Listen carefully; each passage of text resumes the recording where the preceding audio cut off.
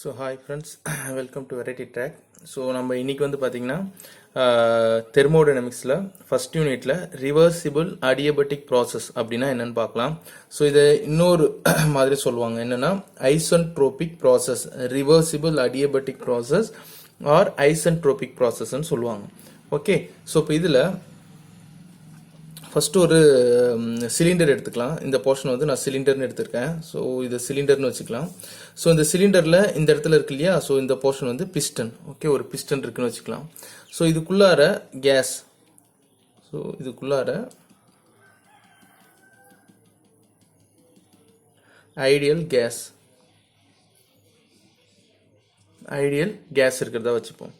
Okay, so இப்போது இங்கேருந்து வெளியில் some amount of heat, for example இங்கே அட்மாஸ்பியர் இருக்குன்னா அட்மாஸ்பியரோட டெம்பரேச்சர் 30 டிகிரி சென்டிகிரேட் இருக்கும். இங்கே ஏதோ ஒரு ஹீட் இருக்குன்னு வச்சுக்கோம். இந்த இடத்துல நம்ம பர்னரில் ஏதோ ஒரு கியூ கொடுக்குறோன்னு வச்சுக்கோங்க. இந்த ஹீட் வந்து இதுக்குள்ளார போகல.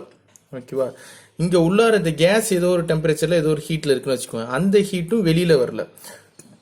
ஸோ ஹீட் உள்ளாரவும் போகல, ஹீட் வெளியிலும் போகாத மாதிரி நம்ம இது இன்சுலேட் பண்ணியிருக்கோம். ஓகேவா, அப்படி இன்சுலேட் பண்ணியிருக்கிறது தான் ரிவர்சிபிள் அடியபெட்டிக் ப்ராசஸ். அதாவது ஹீட் உள்ளாரையும் போகக்கூடாது, ஹீட் வெளியிலையும் வரக்கூடாது. ஓகேவா, அப்படி இருந்துச்சுன்னா அதுதான் ரிவர்சிபிள் அடியபெட்டிக் ப்ராசஸ்ன்னு சொல்கிறாங்க. ஸோ அப்போ ஹீட் உள்ளாரையும் போகல வெளியும் வரலன்னா, இது இன்சுலேட்டடாக இருந்ததுன்னா கியூ ஹீட்டுன்றது உள்ளாரையும் போகல, அப்போ 0, வெளியும் வரல. ஸோ அப்போ கியூன்றது நமக்கு என்னவா இருக்கும், 0வா இருக்கும். இதுதான் வந்து ஒரு இம்பார்ட்டன்ட். அதாவது அடியபெட்டிக் ப்ராசஸ்னாவே இதுதான், ஹீட் உள்ளாரையும் போல ஹீட் வெளியிலையும் வரல அப்படின்னு சொல்லுவாங்க. ஓகே, ஸோ இப்போ இதில் ஃபஸ்ட்டு நம்ம ரிவர்சிபிள் அடியபெட்டிக் ப்ராசஸ் அப்படின்னா PV power gamma that is equal to constant. PV power gamma that is equal to கான்ஸ்டன்ட்னு சொல்லுவாங்க.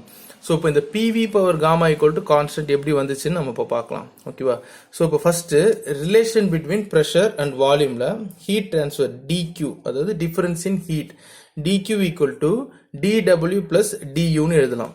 ஓகேவா, இது நமக்கு தெரியும், ஏற்கனவே நானும் வீடியோ போட்டிருக்கேன், அந்த வீடியோஸை பாருங்கள். DQ Q equal to work plus internal எனர்ஜின்னு சொல்லுவாங்க. இதில் டிக்யூ ஈக்குவல் டு 0. ஓகேவா, டிக்யூ ஈக்குவல் டு 0 ஆச்சுன்னா so work ton DW equal to நம்ம என்ன எழுதலாம்னா பி இன்டூ டிவின்னு எழுதலாம். ஓகேவா, ஒர்க் டன்ன்றது என்னது, அதாவது எவ்வளோ ப்ரெஷர் இருக்குது. ஃபார் எக்ஸாம்பிள் இங்கே ஒரு சிலிண்டர் இருக்குன்னா இதில் எவ்வளோ ப்ரெஷர் இருக்குது உள்ளார, இந்த ப்ரெஷர்னால இங்கே இருக்கிற இந்த பிஸ்டன் எவ்வளோ தூரம் இங்கே மூவ் ஆச்சு. ஸோ இப்போ இவ்வளோ தூரம் மூவ் ஆச்சுன்னா இந்த ப்ரெஷர்னால இவ்வளோ தூரம் என்ன ஆகுது, இதில் வால்யூம் வேரி ஆகுது. இங்கே ஒரு வால்யூம் V1 இருக்குன்னா இங்கேருந்து இங்கே V2க்கு மாறுது. அப்படி மாறுச்சுன்னா அதுதான் நம்மளுடைய ஒர்க்குன்னு சொல்லுவாங்க. ஸோ இப்போ pressure into difference in volume வந்து இங்கேருந்து இங்கே மாறுது இங்கே உள்ளார இருக்கிற ப்ரெஷர்னால. So work done equal to P into டிவின்னு எழுதலாம். ஸோ டிக்யூ ஈக்குவல் டு டிடபிள்யூ ப்ளஸ் இன்டர்னல் எனர்ஜி. டிக்யூ வந்து நம்ம ஏற்கனவே சொல்லியிருக்கோம் 0ன்ட்டு. ஸோ அந்த 0வை இங்கே போட்டிங்கன்னா டிடபிள்யூ ப்ளஸ் டியூ அப்படின்னு கிடைக்கும். ஸோ அப்போது d u plus p into d v. ஏன் பி இன்ட்டு டிவி போட்டிருக்குன்னா dw ஈக்குவல் டு நம்ம என்ன சப்ஸ்டியூட் பண்ணலாம், p இன்டூ டிவின்னு சப்ஸ்டியூட் பண்ணலாம். ஸோ அப்படி சப்ஸ்டியூட் பண்ணோம்னா du plus p into d v equal to 0ன்னு எழுதிக்கலாம். ஸோ இதை ஈக்குவேஷன் நம்பர் 1 ஆகும், இதை ஈக்குவேஷன் நம்பர் 2 ஆகும் நான் வச்சுக்கிறேன். அடுத்தது இது காமன், நம்ம 6th 7th 8thலாம் நம்ம படிச்சிருப்போம்.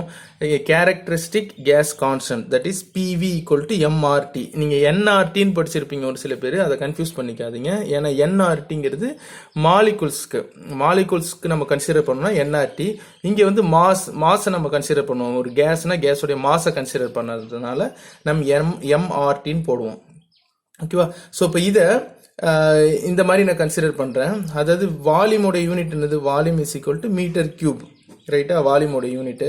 ஸோ இப்போ அதை ஸ்பெசிஃபிக் வால்யூமாக மாற்றலாம். ஸ்பெசிஃபிக் வால்யூம்ன்றது டோட்டல் வால்யூம் பை அதோடைய மாஸ். ஸோ அதோட யூனிட் என்ன சொல்லலாம், metre cube per KG.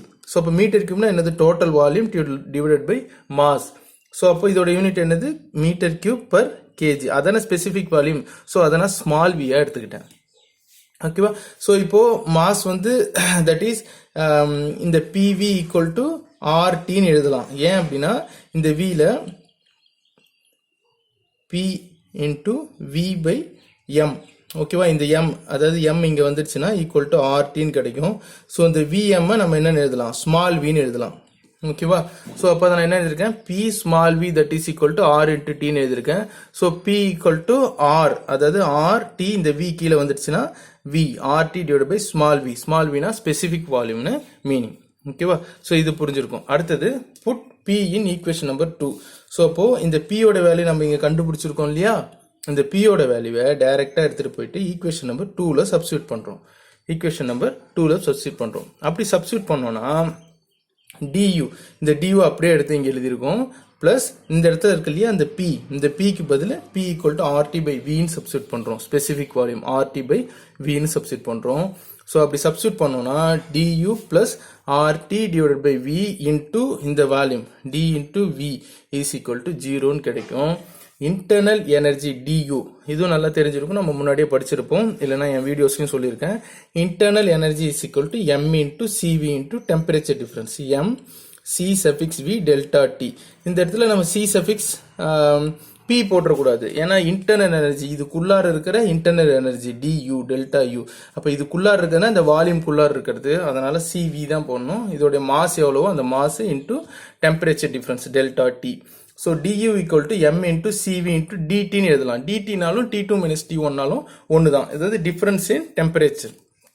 If suppose assuming mass is equal to per kg, 1 kgக்கு நான் எடுக்கிறேன் அப்படின்னா, so dv is equal to இது 1 மாறிடுச்சுன்னா cv into difference in temperatureன்னு நம்ம எழுதலாம். ஓகேவா? ஸோ அதுதான் எழுதியிருக்கேன், dv is equal to cv into dtன்னு எழுதிக்கலாம். இப்போ duவோட வேல்யூயை டைரெக்டாக எடுத்துகிட்டு வந்து இந்த ஈக்குவேஷனில் சப்ஸ்டியூட் பண்ணலாம். ஓகேவா? So dv equal to RT divide by we into dv equal to 0 இருக்குல்ல, அதில் டியோட வேல்யூ சப்ஸ்டியூட் பண்ணலாம். அப்படி சப்ஸ்டியூட் பண்ணால் ஸோ டியூக்கு பதில் cv இன்ட்டு டிஃபரன்ஸ் இன் டெம்பரேச்சர்னு போடுறோம். cv into difference in temperature plus RT divide by we into dv is equal to 0 அப்படின்னு எழுதலாம். ஸோ டிவைடிங் டி ரெண்டு சைடு, அதாவது dividing T throughout. So இந்த சைடு டி டிவைட் பண்ணோம்னா 0 divide by D 0 தான் வரும்.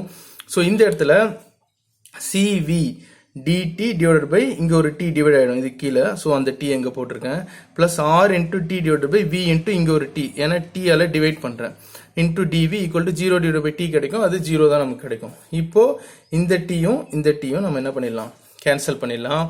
அப்படி கேன்சல் பண்ணால் cv into dt divide by t plus r into dv divide by v equal to 0ன்னு கிடைக்கும். ஓகேவா?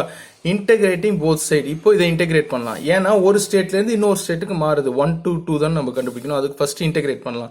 So cv into dt divide by t plus r into இதில் cv constant, அதனால இதை வெளியில் எடுத்துடுறோம், dt பை t இன்டெகிரேட் பண்ணுறோம், இதில் r கான்ஸ்டன்ட், அதனால r வெளியில் எடுத்துடுறோம், into dv by v equal to integrating 0. So இப்போ dt divide by t 1 by tனா அது என்னன்னு எழுதலாம், அதாவது dt டிவைட் பை tனாவே அதை என்னன்னு எழுதலாம், இன்டெகிரேஷன் ln ஆஃப் tன்னு எழுதலாம். ஓகேவா? இது நமக்கு 12th படிச்சிருக்கோம். ஸோ இப்போ cv into ln of t plus இதில் r constant r into ln of dv by v என்ன பண்ணலாம், ln of v equal to 0 integrate பண்ணால் ஒரு கான்ஸ்டன்ட் கிடைக்கும். ஓகேவா? இப்போ நமக்கு ஏற்கனவே தெரியும் pv equal to mrt, m 1 kg இருந்துச்சுன்னா rtன்னு போடலாம், per kg இருந்தால். ஸோ இப்போ இதுலேருந்து t கண்டுபிடிச்சிருவோம், t கண்டுபிடிச்சா t equal to pv divide by இந்த r கீழே வந்துடும், pv பை rன்னு எழுதலாம். ஓகேவா? ஸோ இப்போ cv ln ஆஃப் இந்த t equal to pv by r இருக்கு இல்லையா, அதை எடுத்துகிட்டு வந்து இந்த tல சப்ஸ்டியூட் பண்ணிடலாம். ஓகேவா? ஸோ அப்போ cv into ln of pv by r. So அப்போ இந்த pv by r வந்து எப்படி வந்தது, இந்த t-யோட வேல்யூ நம்ம அங்கே சப்ஸ்டியூட் பண்ணியிருக்கோம்.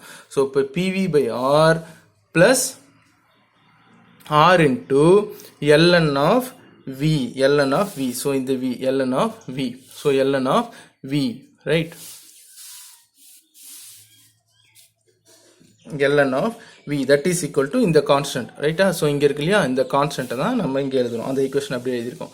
ஸோ அடுத்தது டிவைடிங் cv, இதுக்கப்புறம் இது என்ன பண்ணுறோம், cv-ஆல் டிவைட் பண்ணுறோம், டிவைடிங் cv த்ரூ அவுட், இதை cv-ஆல் டிவைட் பண்ணுறோம். அப்போ cv டிவைடட் பை இங்கே ஒரு cv கிடைக்கும், into ln of pv divided by r plus r divided by இங்கே ஒரு cv-ஆல் டிவைட் பண்ணுறோம், into ln of v equal to c divided by cvன்னு போடுவோம். இது எல்லாமே கான்ஸ்டன்ட், அதனால போகணுன்ற அவசியம் இல்லை, நம்ம இதை டோட்டலாகவே என்ன எடுத்துக்கலாம், cன்னு எடுத்துக்கலாம், ஏன்னா cvயும் ஒரு கான்ஸ்டன்ட் தான், ஸ்பெசிஃபிக் வால்யூமும் அட் கான்ஸ்டன்ட் வால்யூமும். So cv divided by cv into ln of pv divided by r plus r divided by cv into ln of v equal to constant எழுதலாம். ஸோ இப்போ ln ஆஃப் இந்த சிவியும் இந்த சிவியும் cancel பண்ணிடலாம். So இப்போ ln of p v divide by r plus r divide by c v into ln of we equal to ஒரு constant அப்படின்னு கிடைக்கும். இது வந்து நமக்கு ஏற்கனவே தெரிஞ்சிருக்கும். Gamma equal to c p by c v. Gamma equal to காமான்றது என்னது, அதாவது 1.4 நம்ம சொல்லுவோம் ஷார்ட்டா. அது என்ன அப்படின்னா specific heat at constant pressure divide by specific heat at constant volume of air. ஓகேவா, ஏரோடைய அந்த ரேஷியோ தான் அது. ஸோ இந்த ஈக்குவேஷன் நம்ம படிச்சிருப்போம், இல்லைன்னா நான் இதை டெரிவேஷனும் நடத்திருக்கேன் உங்களுக்கு, அந்த வீடியோ போய் பாருங்க. ஸோ இப்போ சிபி இஸ் ஈக்குவல் டு இந்தாண்ட இதை எடுத்துகிட்டு வந்துட்டோம்னா காமா இன்டூ சிவின்னு எழுதலாம். ஓகேவா, ஆல்சோ இன்னொரு ஃபார்முலாவும் நமக்கு தெரியும், r equal to c p minus சிவின்னு நம்ம எழுதலாம். ஓகேவா, இதுவும் நமக்கு பேசிக் தெரிஞ்சிருக்கும். இந்த ஃபார்முலா உங்களுக்கு தெரியலன்னா நான் வீடியோ கீழே போட்டிருக்கேன், அதை நீங்கள் பாருங்க. So r is equal to c p minus CV. So r is equal to சிபிக்கு பதில் என்ன பண்ணலாம், காமா இன்டூ சிவின்னு போடலாம். ஓகேவா, ஸோ இப்போ gamma into CV minus CV. So இப்போ இதுலேருந்து சிவியை வெளில எடுத்துலாம். இங்கேயும் ஒரு சிவி இருக்குது, இங்கேயும் ஒரு சிவி இருக்குது. சிவியை வெளில எடுத்துட்டா சிவி இன்ட்டு காமா மைனஸ் ஒன்னு இருக்கும். ஸோ இப்போ இதிலிருந்து காமா மைனஸ் ஒன்னை மட்டும் வச்சுக்கிட்டோம் அப்படின்னா R divide by CV is equal to gamma minus ஒன்னு கிடைக்கும். ஸோ ஆர் பை சிவிக்கு என்ன பண்ணலாம், காமா மைனஸ் ஒன்னு போடலாம்.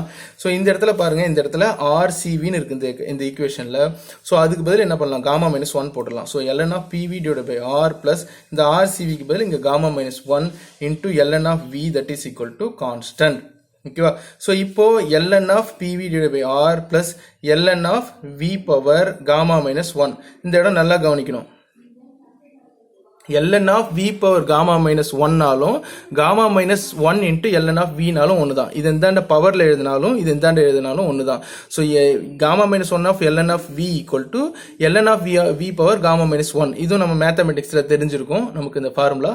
That is equal to constant அப்படின்னு எழுதலாம். So ln of PV into, அதாவது ப்ளஸ்ஸில் இருந்ததுன்னா ln வந்து ரெண்டு ln, இதுவும் ப்ளஸ்ஸில் இருந்ததுன்னா அதை நம்ம மல்டிப்ளிகேஷனாக எழுத முடியும். டினாமினேட்டரில் ஆரை போட்டுடலாம். So ln of PV into V power gamma minus one divide by R equal to constant. ஓகேவா, இந்த ப்ளஸில் இருந்தால் இன்டூவில் எழுத முடியும். ஸோ அதுவும் ஃபார்முலா தான். ஸோ அப்போ இப்போது இந்த பேஸ் ரெண்டு ஈக்குவலாக இருக்குது. அப்போது மேலே இருக்கிற பவர் எல்லாத்தையும் ஆட் பண்ணிக்கலாம். So ln of we power இந்த இடத்துல ஒன் இருக்கிறதா மீனிங், ஒன் ப்ளஸ் காமா இருக்கிறதா மீனிங் மைனஸ் ஒன். ஸோ இப்போ இதெல்லாம் போட்டிங்கன்னா வெறும் என்ன வருது, வி பவர் காமா தான் வருது. So ln of P into V power gamma divide by R equal to constant. புரியுதா, இந்த ரெண்டு பேஸும் ஒன்றா இருக்குது. That is V power one into V power gamma minus ஒன்னா ப்ளஸ் காமா மைனஸ் ஒன் போட்டுக்கிட்டோம்னா இந்த plus one minus one cancel ஆயிடுச்சுன்னா வெறும் காமா மட்டும் தான் கிடைக்கும். P V power gamma by R equal to constant. ரைட்டா. ஸோ ஆன்டி லாகிங், ஸோ இதில் ஆன்டி லாகிங் நம்ம பண்ணிக்கிட்டே இருந்தோம்னா இந்த ஆறுன்றது இந்தாண்ட போச்சுன்னா நமக்கு இதுவும் சேர்ந்து கான்ஸ்டன்ட். ஏன்னா இந்த ஆறும் கான்ஸ்டன்ட், இது இந்தாண்ட போச்சுன்னா அது ஒரு கான்ஸ்டன்ட்டாகவே வச்சுக்கலாம். ஸோ அப்போ ஃபைனலாக p v power gamma equal to கான்ஸ்டன்ட்னு எழுதலாம். ஓகேவா, ஸோ இப்போ இது வந்து நார்மலாக அடியபேட்டிக் ப்ராசஸ்க்குள்ள அந்த கான்ஸ்டன்ட் வேல்யூ. இதுவே ப்ராசஸ் 1 2 3ன்னு போயிட்டே இருந்ததுன்னா இப்போ ரெண்டு ப்ராசஸ் இருக்குன்னா P1 V1 power gamma equal to P2 V2 power gamma equal to கான்ஸ்டன்ட்னு எழுதலாம். ஸோ மூணு ப்ராசஸ் இருக்குன்னா P1 V1 power gamma equal to P2 V2 power gamma equal to P3 V3 power காமான்னு அப்படியே போயிட்டே இருக்கும்.